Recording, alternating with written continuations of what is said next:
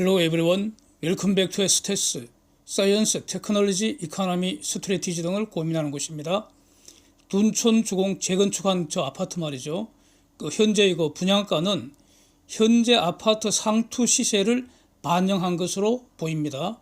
그래서 저 아파트 입주할 때는 아파트 시세가 현재의 반토막 정도 나올 것 같다. 이런 시뮬레이션 결과를 분석해 보려고 합니다.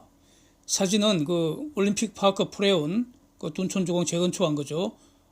그 모습입니다.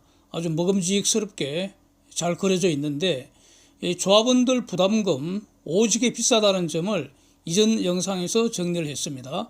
조합원들 부담금의 그 주요 결정 요소는 건축비하고 철거비 이거 아니겠습니까? 땅은 자기 땅 주는 거니까요. 그래서 금년 국토부의 기본형 건축비는 2.5억 원 정도인데 지금 한 84제곱미터 그 평방미터 기준으로 그렇습니다. 전용 면적. 둔촌주공조합원의 그 건축비 평균적으로 7억 2천만 원 지금 잡혀 있기 때문에 저건 너무 높다는 겁니다. 그래서 조합원들 부담금을 너무 높게 했다는 말은 일반 분양가 상승의 근거가 될 거 아닙니까? 결국 분양가는 그래서 금년 상반기까지 상승한 그 아파트 상투 시세를 반영한 것으로 보인다는 겁니다. 재건축 원가에 적정한 이윤을 더한 수준으로 부담금과 분양가를 결정한 거 아니고 거꾸로 이미 폭등한 인근 최고가 시세를 반영해서 높은 분양가를 먼저 결정한 다음에 여기서 적당하게 할인해서 조합원 분담금을 바가지 씌웠다. 이렇게 보인다는 겁니다. 바로 이것이 건설사 등이 이익을 극대화하는 그런 탐욕의 전략 아니겠습니까? 그래서 일반 분양자들은 청약 안 하는 것이 현명할 것으로 보인다. 이렇게 이전 영상에서 봤는데요. 이제 그 뉴스 사진 한번 보시면은 일부 특별 공급에서 미달 난 것 같고요. 전체적으로 지금 경쟁률도 매우 낮습니다. 그래서 저거 계약할 때쯤 되면은 대규모 미달될 가능성 매우 높은 것 같습니다. 여기서 저는 입주할 때 저 아파트 입주할 때 아파트 가격은 시세가 대략 지금보다 절반 수준으로 형성될 거기 때문에 결국 분양가의 절반 수준으로 가는 거 아니냐 이런 시뮬레이션 결과를 공유하려고 하는 겁니다. 시뮬레이션 일단 그림 결과부터 한번 보시면요. 저건 제가 작성한 것인데 가령 2019년 가을에 서울에서 한 8억 원짜리 아파트를 매입해서 계속 보유를 한다고 가정을 했을 때 국민은행 KB부동산에서 매월 발표하는 선도아파트 50지수 요 실제 가격 변동률을 적용해서 제가 산수를 한 결과입니다. 그래프도 제가 그린 것입니다. 그래서 결과적으로 22년 6월에 그러니까 19년에 8억 원에 산 아파트는 22년 6월에 대략 한 12억 원까지 올라간다 이런 뜻입니다. 그래서 매입가보다도 한 48% 이상 이렇게 상승한다는 겁니다. 6월이 고점이었다는 것이고요. 7월 이후 이제 아파트 가격이 하락하지 않습니까? 그래서 뒤에서 이제 보겠지만 저는 적어도 한 2년 3년 가량은 이 아파트 최소한 2, 3년 가량은 계속 하락한다고 저는 봅니다. 이유는 바로 설명을 하겠습니다. 그래서 그 현재 하락률을 적용해서 시뮬레이션을 해보니 대략 2년 후에 한 5억 3천만 원 정도가 되기 때문에 고점 대비 한 55% 이상 하락한다는 겁니다. 네? 고점이 한 12억 원이었으니까요. 55% 이상 하락한다는 겁니다. 폭락세라고 할 수 있습니다. 현재 시세는 대략 한 11억 원으로 여전히 이익 상태인데 문제는 말이죠. 이 가격에 팔리지가 않는다는 겁니다. 2006년부터 2021년까지 16년 동안 매년 평균 한 7만 6천 건 이상 서울에서 아파트가 거래됐는데 금년에는 현재까지 1,870건 거래됐습니다. 오늘 현재까지요. 특히 금년 7월 이후에는 매월 500건에서 600건 요 사이에 거래가 되기 때문에 500건대, 600건대 그래서 정확하게는 500건에서 700건 요 사이에 거래가 되기 때문에 사실상 서울 아파트 시장 거래 실종입니다. 실종. 예? 시세에 거래가 안 된다는 겁니다. 이런 거래 두절 현상은 역사적으로 처음 경험하는 겁니다. 16개월째 지금 진행 중인데 언제 끝날지 아무도 모릅니다. 언제 끝날지 아무도 모릅니다. 웬고하니 한 번도 경험하지 못한 일이 벌어지고 있기 때문입니다. 경험칙, 논리칙 이런 걸로 이게 지금 그 답을 구할 수가 없습니다. 언제 끝날지 모릅니다. 끝나야 끝나는 겁니다. 우리는 지금 가보지 않은 길을 처음으로 가고 있다 이런 말입니다. 그래서 현재 시세로는 도대체 거래가 안 되기 때문에 가끔 뉴스에 이미 2년 후 앞으로 2년 후에 폭락된 그 가격으로 즉 고점 대비 대략 한 반토막된 그런 급매물만 어쩌다가 거래가 되는 것 이런 게 이제 뉴스로 나오고 있는 상황이라는 겁니다. 예? 이걸 반영을 해서요. 국토부가 그 매월 발표하는 그 부동산 통계를 보면은 지금 전국 미분양 주택수 지금 증가 추세로 변한 모습 그림으로 확인할 수 있습니다. 저 이제 지금 증가하기 시작했기 때문에 앞으로 수년 동안 계속된다 이겁니다. 그렇게 봐야 합니다. 그 다음에 볼 것도 없이요. 이제는 앞으로 경매 물건도 산처럼 쌓이게 될 겁니다. 그 다음에 역전세 즉 임대인이 전세 하락분만큼 돌려주지를 못해서 그래서 임차인에게 그 차액 상당을 월세 지불하는 상황 더 증가할 겁니다. 앞으로 이렇게 된 이유가 뭡니까? 저는 매우 복합적이라고 보는데요. 딱 그 두 가지를 본다면은 먼저 구조적으로 매우 심각한 것이 인구 감소입니다. 인구 감소. 오늘의 청년층이 내일의 주택 매수 세력 되는 거 아닙니까? 근데 청년층 감소한다는 것은 내가 빚내서 산 집을 비싸게 사줄 사람이 점점 더 줄어든다 이런 뜻입니다.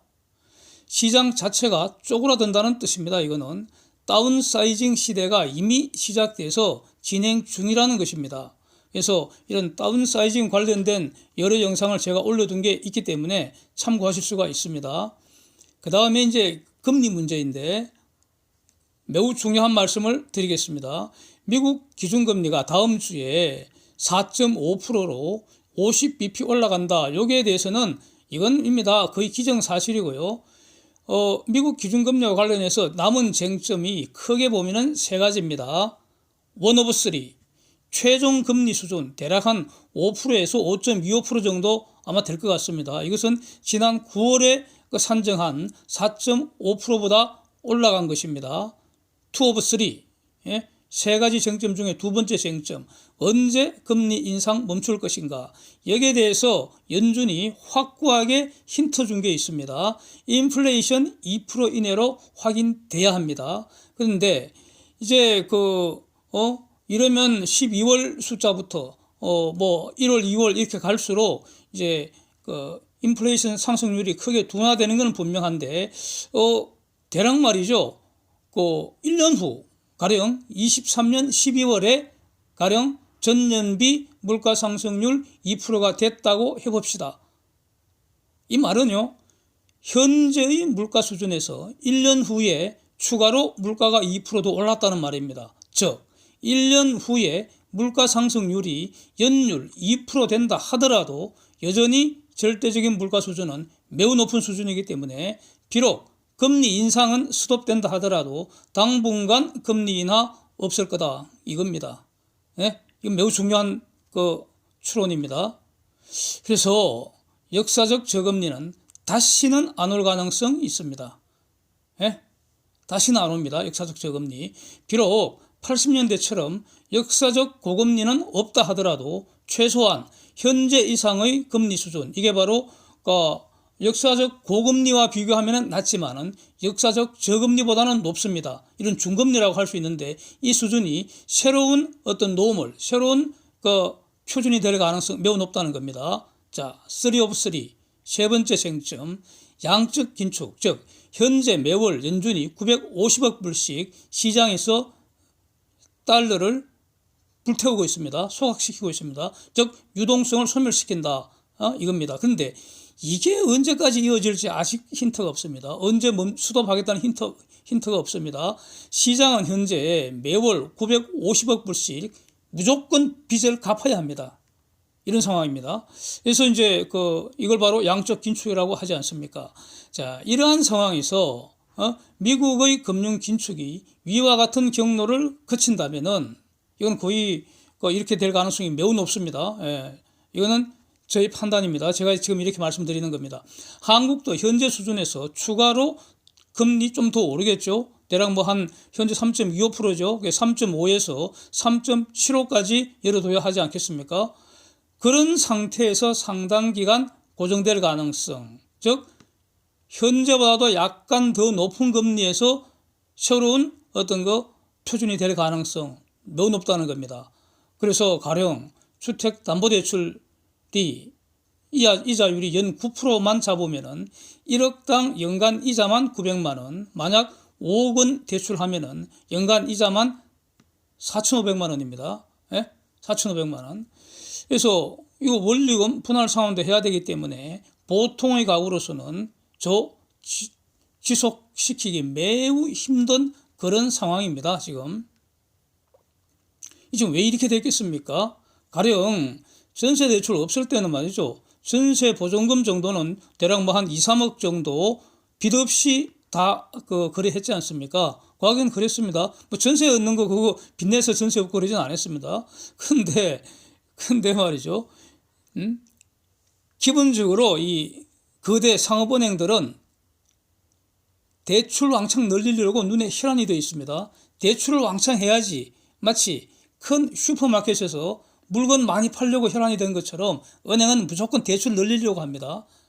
왜냐하면 대출 늘릴 때 필요한 그 돈을 만드는 비용은 한계 비용은 0입니다. 은행은 돈을 프린트합니다. 은행이 돈을 프린트한다는 사실을 모르는 분들이 많습니다. 경제 원론에서는 그걸 신용창조라고 하죠. 신용창조. 상업은행, 즉 신용창조를 할 수 있는 은행은 가령 국민은행, 신한은행, 농협은행, 하나은행, 이런 겁니다. 우리은행. 이런 애들은 돈 프린트합니다. 신용창조의 본질이 돈 프린트하는 겁니다. 일정 범위 내에서. 그 한계 비용 0입니다. 그러니까 무조건 대출 늘려야 합니다. 그래야지 이익이 늘어납니다. 그래서 전세 대출을 왕창 해줬다는 겁니다. 이게 독입니다. 이게 좋은 게 아닙니다. 그러니까 전세 보증금을 한 2, 3억 원씩 올려버리고 그 차익을 전세 대출로 충당했으니까 그래서 요즘은 전세 사는 사람들도 대부분 빚쟁입니다. 빚쟁이. 그래서 빚이 목까지 찼다는 겁니다. 무늬만 전세이지 사실은 이자로 월세 사는 꼴 아닙니까? 본질은 월세죠. 월세. 이자 노예가 된 겁니다. 그러니까 이제 이렇게 해서 전세 가격을 올려버리니까 갭 투자한답시고 매매 가격 같이 올려버린 거 아니겠습니까? 이게 바로 부동산 광풍이 몰아쳤던 그 모습 아닙니까? 근데 이게 지속 불가능하다는 거죠. 이제 한계에 도달해서 거품이 빠지기 시작한 겁니다. 이제 시작이기 때문에 적어도 수년 지속된다 이겁니다. 그래서 가격은 내릴 수밖에 없다는 겁니다. 그래서 이제 새 아파트 둔촌 주공 재건축에 그거 가서 살고 싶으시다면은 그러면 지금 분양 받아갖고 그 이자 내고 그런 덩신짓 하지 말고 돈 생기면 이자 낼 돈 저축하는 게 낫죠. 저축해 놓는 게 낫습니다. 그러면은 입주할 때쯤 되면은 분양가의 반값 정도에 살 수도 있지 않을까 싶습니다. 그러면은 대출 없이 매수하는 거 아닙니까? 그러면은 살만 하잖아요. 그렇습니다. Thanks for watching. See you next time.